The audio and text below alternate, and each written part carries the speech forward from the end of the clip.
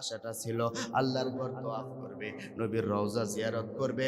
আমি পোলা সেই কাজটা তাকে নিয়ে করতে পারলাম না। ওগো আল্লাহর ওলি, এরকম ভাবে আমি ছুটাছুটি করতে লাগলাম, কোথাও পানি পাইলাম না, কোথাও এক টুকরা কাফন পাইলাম না, কোথাও কোনো মানুষ পাইলাম না। এইরকম ভাবে আমি আরো কান্নাকাটি করতেছিলাম।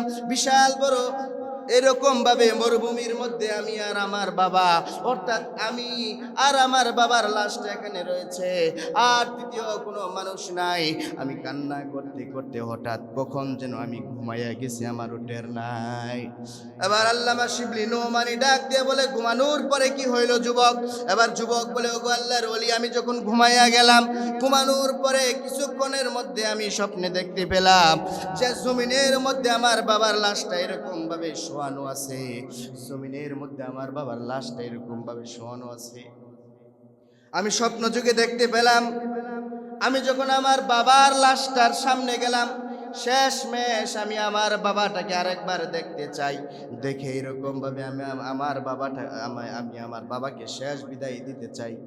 আমি যখন দেখতে গেলাম, আমি আমার বাবার মুখের উপর থেকে এরকম ভাবে কাপড়টা যখন সরাইলাম, চাদরটা যখন সরাইলাম, সরানোর উপরে আমি একটা জিনিস দেখতে পারলাম আল্লাহর ওলি, যে আমার বাবার চেহারাটা দুনিয়ার কোনো মানুষের চেহারার মতো নাই, স্বাভাবিক কোনো চেহারা নাই। আমার বাবার চেহারা কালো কুৎসিত জন্তু জানোয়ারের মতো হয়ে গেছে। ওগো আল্লাহর ওলি, এইরকম ভাবে আমি আমার বাবার চেহারাটা যখন বিকৃতি দেখতে পাইলাম, আমি আরো কান্নাকাটি শুরু করে দিলাম। কানতে কানতে আমি আল্লাহকে বলতেছিলাম, ওগো আল্লাহ, আমার বাবা এমন কি অপরাধ করলো যার কারণে আপনি আমার বাবার চেহারা এরকম ভাবে বিকৃত করে দিলেন? কিছুক্ষণ পরে আমি একজন লোককে দেখতে পেলাম, মদিনার দিক থেকে হাঁটি হাঁটি পা পা করে আসতেছে। আমি ওই লোকটার পিছনে ছিলাম। লোকটার মাথায় ছিল পাগড়ি বাঁধা, আর লোকটার শরীরের মধ্যে ছিল সাদা জামা, এরকম জামার উপরে সাদা চাদর দ্বারা আবৃত। ওগো আল্লাহর ওলি, আমি দেখতে পেলাম আমার বাবার কাছে এই লোকটা এরকম ভাবে হাঁটতে হাঁটতে যাইতেছে।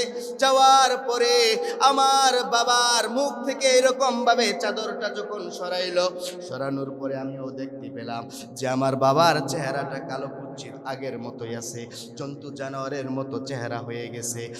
আল্লাহর ওলি, কিছুক্ষণের মধ্যে আমি দেখলাম এই আল্লাহর ওলি, এই লোকটাই দরবেশটা আমার বাবার চেহারার মধ্যে এরকম ভাবে ডান হাতটা মুছে দিল, এইরকম ভাবে মালিশ করে দিল। মালিশ করে দেওয়ার পরে সাথে সাথে আমি নজর করে দেখলাম আমার বাবার চেহারা আর আগের মতো নাই, কেমন যেন পূর্ণিমার চাঁদের মতো ঝলমল করতেছে। জোরে জোরে বলেন না সুবহানাল্লাহ। ভাইরা আমার, বন্ধুগণ, এবার যুবক আল্লামা শিবলি নোমানি রহমাতুল্লাহি আলাইহিকে ডাক দিয়ে বলে, হে আল্লাহর ওলি, আমি যখন এই ঘটনা দেখলাম, দূর থেকে দৌড়াইয়া ওই যে স্বপ্নের মধ্যে দেখলাম একজন আল্লাহর ওলি আসলো। আসার পরে আমার বাবার কালো চেহারার মধ্যে হাত বুলাইয়া দেওয়ার পরে এইরকম ভাবে তার চেহারা পূর্ণিমার চাঁদের মতো হয়ে গেল। এই আল্লাহর ওলির পায়ে ধরে আমি কান্নাকাটি শুরু করলাম। আমি বললাম, আপনি কে গো? এই বিপদের মুহূর্তে এসে আমাকে এত বড় উপকার করলেন, এত বড় বিপদ থেকে আমাকে বাঁচাইলেন। ভাইরা আমার, বন্ধুগণ, গভীর মনোযোগ দিয়ে শুনবেন। এবার যুবক আল্লামা শিবলি নোমানিকে ডাক দিয়ে বলে, ওগো আল্লাহর ওলি, স্বপ্নে দেখা এই লোকটা আমাকে বলল, তুমি একটু উঠে দাঁড়াও, কান্না করো না যুবক, আমার দিকে তাকাও। বলে আপনার দিকে তাকাইলাম, কিন্তু আপনাকে তো আমি চিনি না। এবার এই লোকটা, এই বুজুর্গ লোকটা বলতেছে, এ যুবক, আমি দুনিয়ার কেউ না, আমি হলাম দুনিয়ার সাধারণ কেউ না, আমি হলাম রহমাতুল লিল আলামিন, সাইয়্যিদুল মুরসালিন, ইমামুল মুরসালিন, খাতামুন নবিয়্যিন, মুহাম্মাদুর রাসূলুল্লাহ সাল্লাল্লাহু আলাইহি ওয়াসাল্লাম। এবার যুবক শিবলি নোমানিকে ডাক দিয়ে বলে, ওগো আল্লাহর ওলি, আল্লাহর নবী এইরকম ভাবে স্বপ্ন যুগে আসার পরে যখন তিনি তার পরিচয়টা দিলেন, আমি তাকে ধরে আরো কান্নাকাটি শুরু করে দিলাম আর বলতেছিলাম, ইয়া রাসূলুল্লাহ, ইয়া হাবিবাল্লাহ, আমার বাবা কিছুক্ষণ আগে মারা গিয়েছে। আমি সারাটা দিন এরকম ভাবে এপার ওপারে গিয়েছে, আমি কোনো মানুষ পাই নাই, আমি কাউকে জানাইতে পারি নাই। ওগো আল্লাহর নবী, আপনার কাছে আমি প্রশ্ন করতে চাই, আমার বাবার মতো গুনাহগার বান্দার খবর আপনার মদিনায় মুনাওয়ারায় কে দিয়েছে? কিভাবে আপনি জানলেন আমার বাবা এই বিপদের মধ্যে আছে, আর আপনি স্বপ্ন যুগে আসলেন, আসার পরে এরকম ভাবে আমার বাবার এবং আমার এই বিপদ থেকে আমাদেরকে উদ্ধার করলেন? এবার আল্লাহর নবী বিশ্ব নবী সেই স্বপ্ন যুগে উত্তর দিলেন, হ্যাঁ যুবক শোনো, আল্লাহর দুনিয়ার জমিনে এক শ্রেণীর ফেরেশতা আছে, যেই ফেরেশতাদেরকে আল্লাহ রাব্বুল আলামিন বিশেষ একটা দায়িত্ব দিয়েছেন। সেই দায়িত্বটা হলো যে দুনিয়ার জমিনে কে কোথায় আল্লাহর নবীর উপরে, আমি নবীর উপরে, আমি রসুলের উপরে দরুদ পাঠ করে তারা সারাদিন এইরকম ভাবে খাতার মধ্যে লেখে। লিখতে লিখতে যখন সন্ধ্যা হয়ে যায়, আমার কাছে ওই বিশেষ শ্রেণীর ফেরেশতারা এই চারটা নিয়ে আসে। আসার পরে আমি দেখি আমার কোন বান্দা আমার উপরে কয়বার দরুদ পাঠ করেছে। হে যুবক শোনো, প্রতিদিনের ন্যায় আজকেও যখন তোমার এইরকম ভাবে তোমার বাবা একটা কাজ করত, যদিও তোমার বাবা সারাটা দিন গুনাহের কাজ করত, এইরকম ভাবে ভালো কাজ তিনি কম করতেন, কিন্তু নিয়ম কইরা প্রতিদিন 300 বার দরুদ আমি নবীর উপরে পাঠাইতেন। বলে সে যদিও গুনাহের কাজ করত, কিন্তু আমি নবীকে সে ভালোবাসতো। আমি নবীকে ভালোবাসার কারণে এইরকম ভাবে এই যুবক, এইরকম ভাবে তোমার বাবা প্রতিদিন নিয়ম কইরা 300 বার দরুদ পাঠ করত। ফেরেশতারা যখন আমার কাছে দরুদের চারটা নিয়ে এসেছে, খাতাটা যখন আমাকে দেখাইতেছে, আমি খাতার মধ্যে তোমার বাবার নাম দেখলাম, নামের পাশে দরুদের সংখ্যা দেখলাম না। বার আমার বন্ধুগণ, এবার এই যুবক আল্লাহর নবী বিশ্ব নবী সাল্লাল্লাহু আলাইহি ওয়াসাল্লাম স্বপ্ন যুগে যুবককে বলে, হ্যাঁ যুবক, আমি যখন দেখলাম না তোমার বাবার নামের পাশে দরুদের কোনো সংখ্যা দেখলাম না, ফেরেশতাদেরকে আমি জিজ্ঞাসা করলাম, হে ফেরেশতাগণ, আমার এই মাহবুব, আমার এই উম্মত যে প্রতিদিন আমার উপরে 300 বার দরুদ পাঠাইতো, কিন্তু আজকে তার নামের জায়গায় দরুদের সংখ্যা নাই কেন? ফেরেশতারা আমাকে উত্তর দিল, ইয়া রাসূলুল্লাহ, ইয়া হাবিবাল্লাহ, আপনার এই উম্মত বড় বিপদে আছে, কিছুক্ষণ আগে সে মারা গিয়েছে। আল্লাহর নবী বলে, কি বিপদ? মারা যাওয়ার পরে অবস্থা কি? এইরকম ভাবে আল্লাহর নবী বিশ্ব নবী এইরকম ভাবে ফেরেশতারা আল্লাহর নবী বিশ্ব নবীকে বলে, ইয়া রাসূলুল্লাহ, ইয়া হাবিবাল্লাহ, মারা যাওয়ার পরে আপনার এই উম্মতের চেহারাটা বিকৃতি হয়ে গেছে, চেহারাটা এরকম ভাবে স্বাভাবিক মানুষের মতো নাই, জন্তু জানোয়ারের মতো হয়ে গেছে। আল্লাহর নবী বলে, কারণ কি? বলে, এই আপনার উম্মত যদিও আপনার উপরে 300 বার করে প্রতিনিয়ত সুখেও দুঃখেও সব সময় আপনার উপরে দরুদ পাঠাইতো, কিন্তু সেরকম ভাবে আল্লাহর নাফরমানি করত, আল্লাহর উপরে এরকম ভাবে আল্লাহর হুকুমগুলা ঠিক মতো আদায় করত না, যার কারণে মরার পরে আল্লাহ রাব্বুল আলামিন তাকে শাস্তি দিয়েছেন। এবার আল্লাহর নবী বিশ্ব নবী যুবককে বলে, আমি ফেরেশতাদেরকে বললাম, যে উম্মত দুনিয়ার জমিনে সুখে দুঃখে বিভিন্ন জায়গায় বিভিন্ন ব্যস্ততার পরেও আমি নবীর উপরে প্রতিদিন এইরকম ভাবে 300 বার দরুদ পাঠাইতো, এই উম্মত আজকে এই বিশাল বিপদের মধ্যে আছে, আমি কেমন রহমাতুল লিল আলামিন হইলাম যে আমি যদি তাকে এই বিপদ থেকে উদ্ধার করতে না পারি। এই যুবক শোনো, আমি এইটা বলে রওজা থেকে এখানে চলে এসেছি। তোমার বাবা যদিও গুনাহ করতো, কিন্তু নিয়ম করে প্রতিদিন 300 বার দরুদ আমার উপরে পাঠাইতো, যার কারণে আমি এসে তাকে এই বিপদ থেকে উদ্ধার করলাম। দুনিয়ার জমিনে মানুষদেরকে জানাইয়া দিও, দুনিয়ার জমিনের মানুষেরা যদি আমি নবীর শাফায়াত পেতে চায়, মরার পরে বিপদ ওই কঠিন কবর থেকে যদি তারা বাঁচতে চায়, উপরের আযাব থেকে যদি বাঁচতে চায়, হাসরের আযাব থেকে বাঁচতে চায়, তারা যেন নিয়মিত আমার উপরে দরুদ পাঠায়। জোরে জোরে বলেন সাল্লাল্লাহু আলাইহি ওয়াসাল্লাম। উম্মতদেরকে জানাইয়া দেন, হে উম্মতেরা, যে উম্মত আমি নবীর উপরে একবার দরুদ পাঠ করবে, মহান রব্বুল আলামিন ওই উম্মতের উপরে, ওই বান্দার উপরে একবার না, 2 বার না, 5 বার না, 10 বার রহমত পাঠাবেন। জোরে জোরে বলেন না সাল্লাল্লাহু আলাইহি ওয়াসাল্লাম।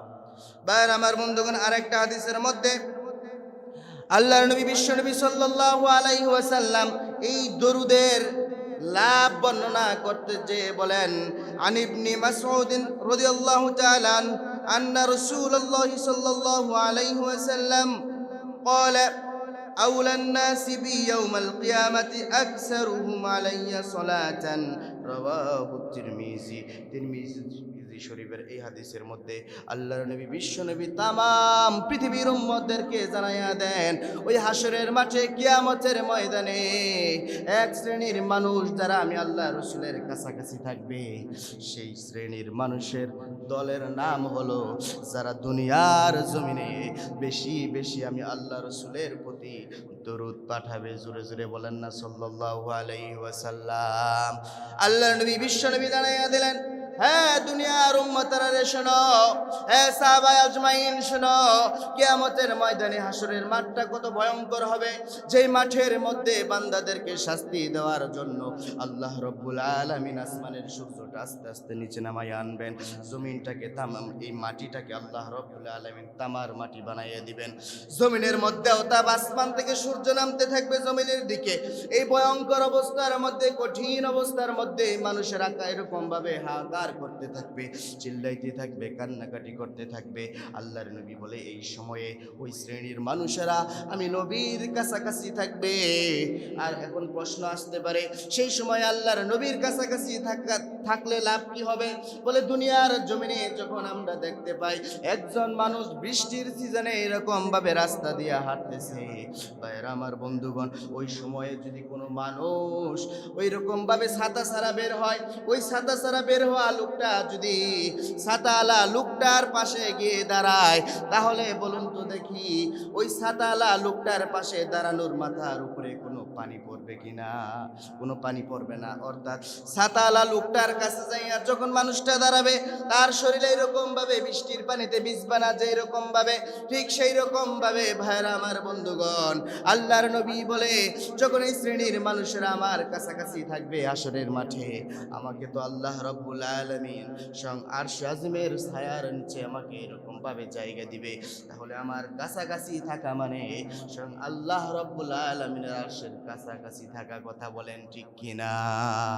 ভাইরা আমার বন্ধুগণ, অসংখ্য গণিত হাদিস রয়েছে, যে হাদিসে পাকের মধ্যে আল্লাহর নবী বিশ্বনবী বলেছেন যে রাসূলুল্লাহ সাল্লাল্লাহু আলাইহি ওয়াসাল্লামের উপর দরুদ পাঠাবে, আল্লাহর নবী বলেছেন আল্লাহ তাআলা তার উপরে এরকম ভাবে বিভিন্ন ধরনের এইরকম ভাবে তার উপরে আল্লাহ রব্বুল আলামিন রহমত বর্ষণ করবেন, শান্তি বর্ষণ করবেন। জোরে জোরে বলেন না সুবহানাল্লাহ।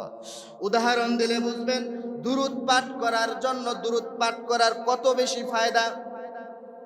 বলে এক সময় যুগ শ্রেষ্ঠ আলেম ছিলেন আল্লামা শিবলি রহমানী রহমাতুল্লাহি আলাইহি, বিশাল বড় বুজুর্গ ছিলেন আল্লামা শিবলি রহমাতুল্লাহ আলাইহি, শিবলি নোমানী রহমাতুল্লাহি আলাইহি।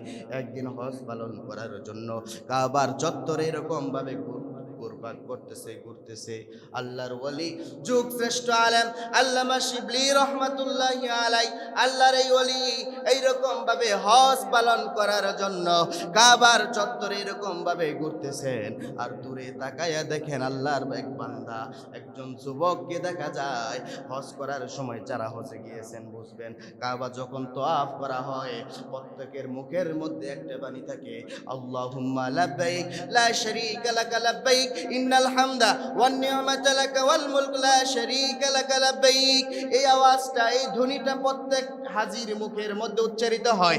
আল্লাহর ওলি আল্লামা শিবলি নোমান রহমাতুল্লাহি আলাইহি, আল্লাহর ওলি দূর থেকে তাকায়া দেখে একজন যুবকের মুখের মধ্যে এরকম ভাবে এই আল্লাহর এই কালিমা, এই বাক্য বের না হইয়া এই যুবকের জবানের মধ্যে সাল্লাল্লাহু আলাইহি ওয়াসাল্লাম অর্থাৎ আল্লাহর নবীর উপরে দরুদ পড়তেছে। আল্লাহর ওলি আল্লামা শিবলি নোমানী রহমাতুল্লাহি আলাইহি বড় কৌতূহল হইয়া এই লোকটার কাছে, এই যুবকের কাছে ছুটে গেলেন। আর যুবকের কাছে গিয়ে বলতেছেন, হ্যাঁ যুবক ভাই, আমি হলাম আল্লামা নোমান শিবলি নোমানি রহমাতুল্লাহি আলাইহি, আমি যুগ শ্রেষ্ঠ একজন আলেম, তোমার কাছে আসলাম। আমি দূর থেকে তোমাকে লক্ষ্য করলাম যে আমরা তো সকলেই এই কাবাটা তওয়াফ করতেছি, আমাদের জবানের মধ্যে বের হইতেছে আল্লাহুম্মা লাব্বাইক লা শারীকা লাকা লাব্বাইক, কিন্তু তোমাকে আমি লক্ষ্য করে দেখলাম তোমার জবানের মধ্যে এই বাক্য বের হয় না, বরং তোমার জবান দিয়ে বের হইতেছে আল্লাহর নবীর উপরে দরুদ। কারণটা কি তুমি কি জানো না হে যুবক? আল্লাহর ঘর তওয়াফ করতে তোমার মুখের মধ্যে, তোমার জবানে কি উচ্চারিত হতে হবে, কি পাঠ করতে হবে, আর আল্লাহ রাসূলের উপরে দরুদ কখন পাঠ করতে হবে তোমার কি জানা নাই?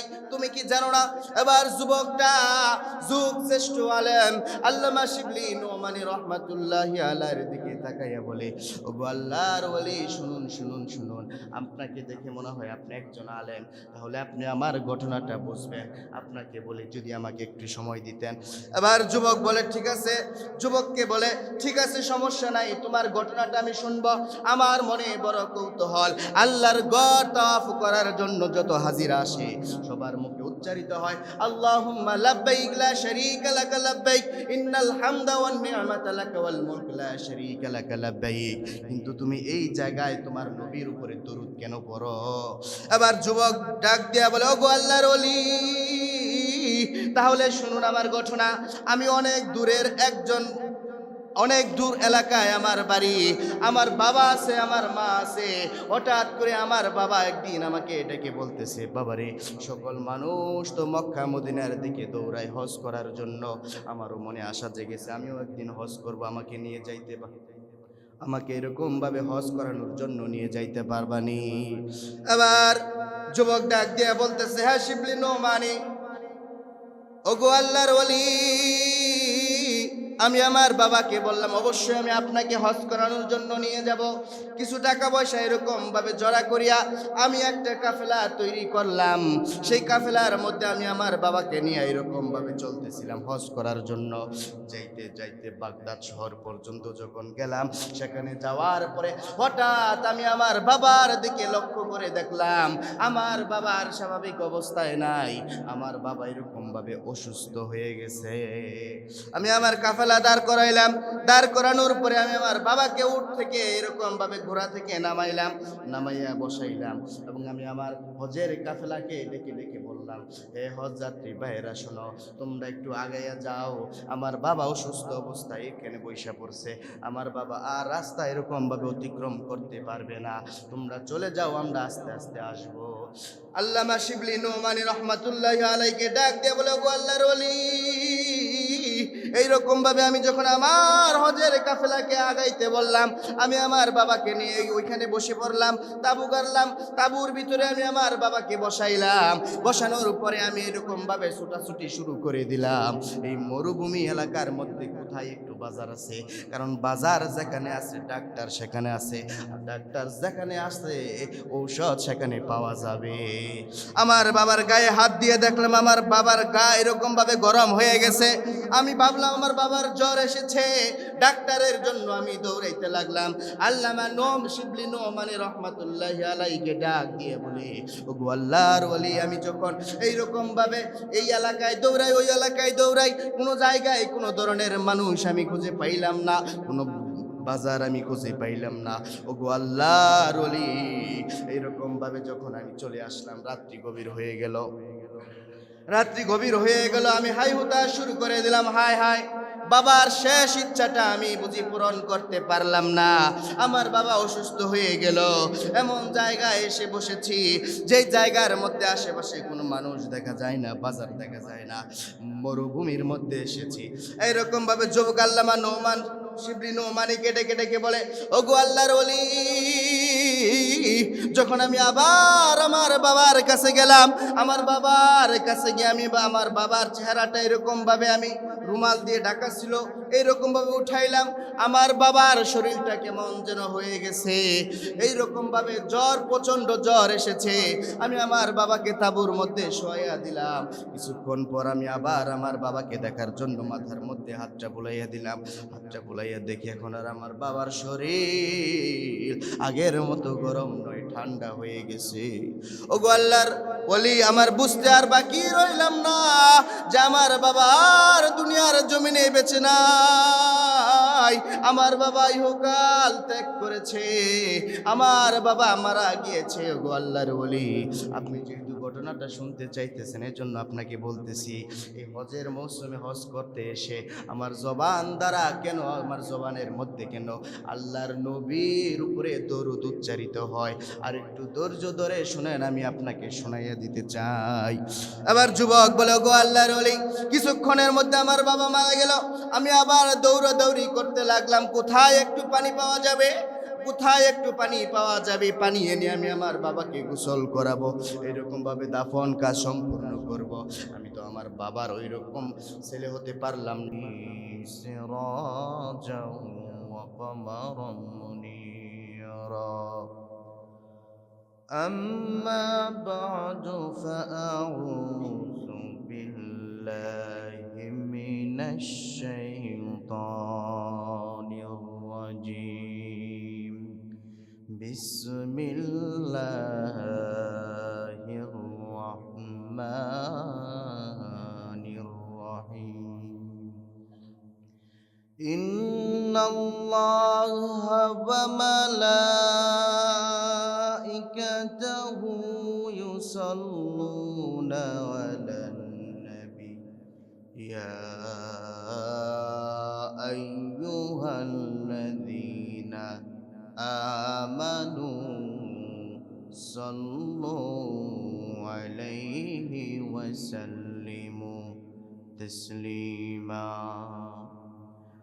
وقال رسول الله صلى الله عليه وسلم: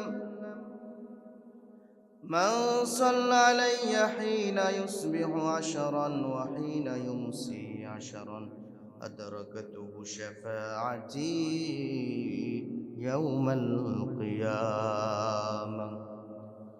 صدق الله العلي العظيم وصدق رسوله النبي الكريم ونحن على ذلك لمن الشاهدين والشاكرين والحمد لله رب العالمين.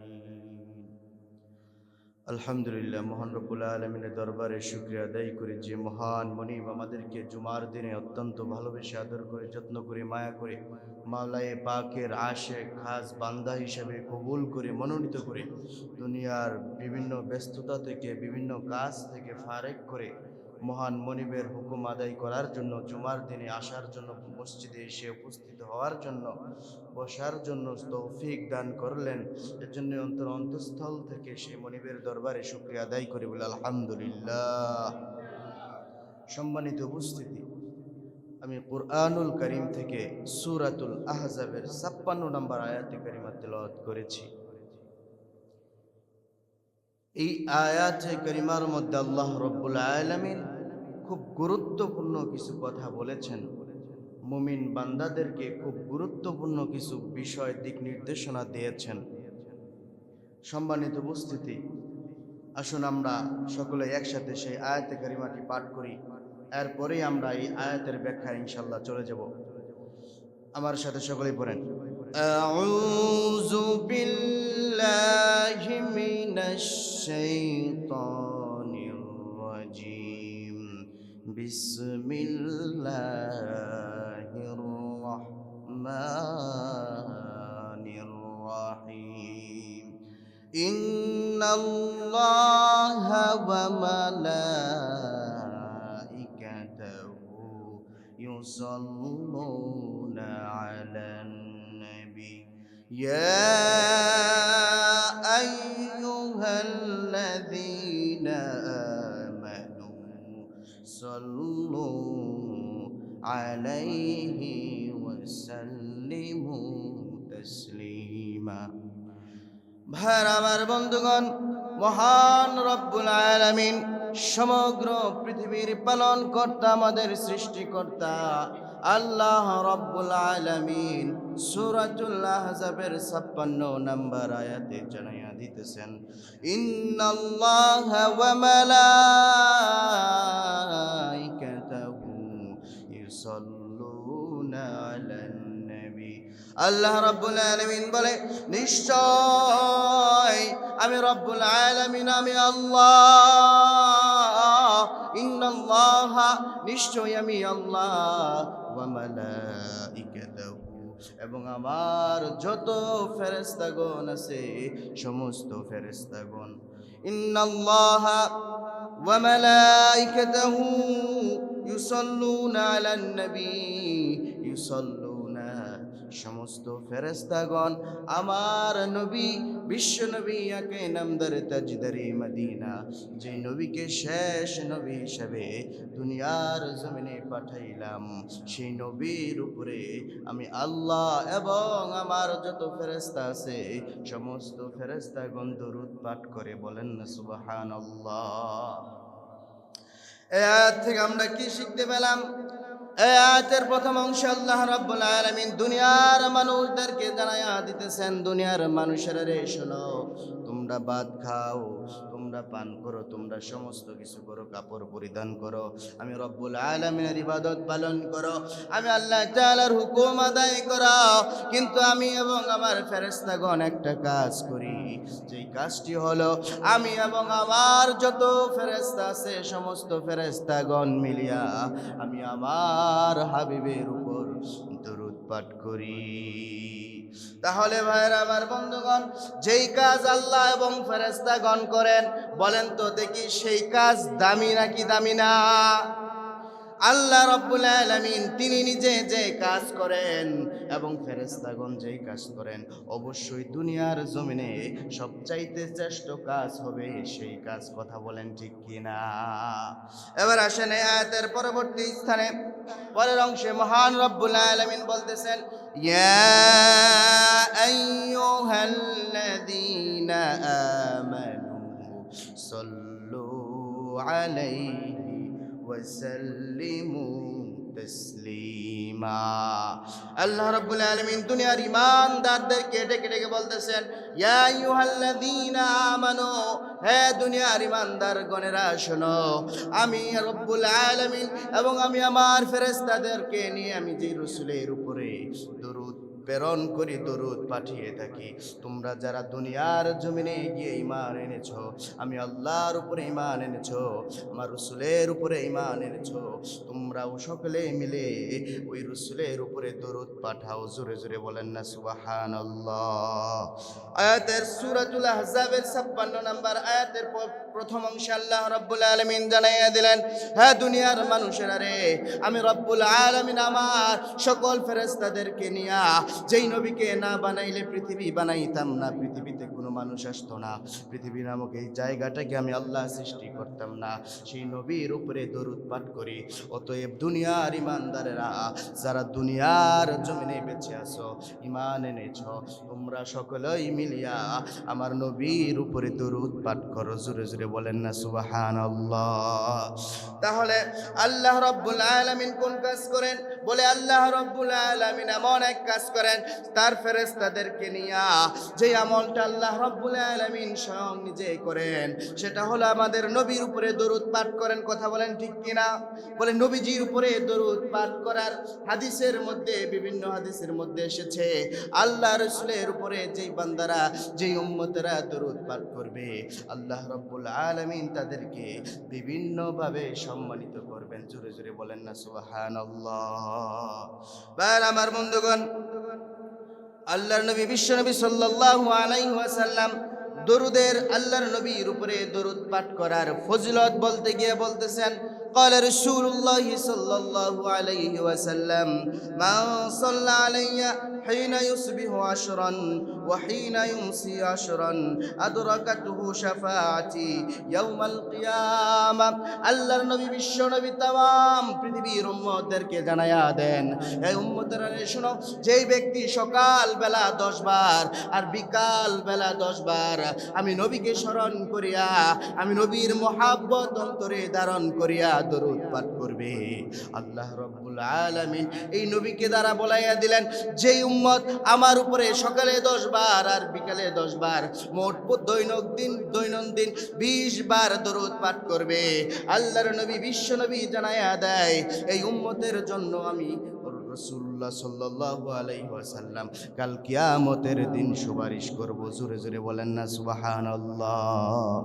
তাহলে কিয়ামতের দিন হাসরের মাঠে রাসূলুল্লাহ সাল্লাল্লাহু আলাইহি ওয়াসাল্লামের সুপারিশ পাওয়ার দরকার আছে না নাই?